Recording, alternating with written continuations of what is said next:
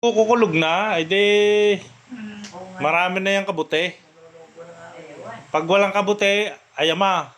Hmm. Ayan, yun yung pera nyo kung hindi natin kakain ng masarap. Ay may makukuhang 10,000 yung lula. Oo nga. Birthday. Ay, di kayo yung 1,000 ibili nyo ng ayama. May 1,000 pa kayo. 15, may isa, ano pa, si City pang 5. Hindi ba ano sa city, basta sigurado niya galing sa national ng 10,000 sa centenarian. Kaya pagka sa city mo pa birthday din, hindi ano, tig-tatlo. May video na rin aking kuhan at nang may mapanood doon. Pag nalulungkot. Dito sa kusina. Yun. Isa pa ang lula. Kaya ang lula yung sabi ko, kumain na kayo, huwag yun lang. Nagtundang ito na dumating. Okay, makasara kanina. Wala yung dumating. Yung ako sa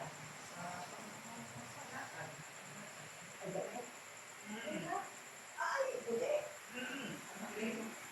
Dalawa pa wala lang. Hindi ko ako hindi.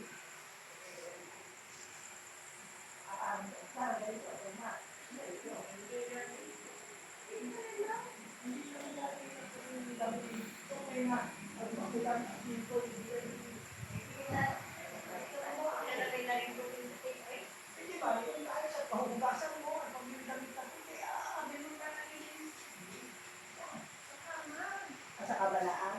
Bumutin.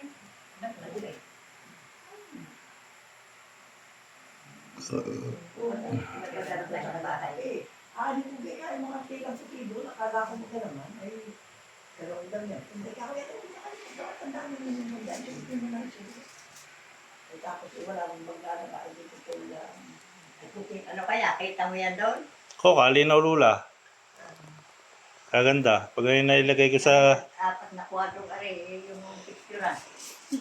Ay ano inay masasabi niyo sa mag-asawa?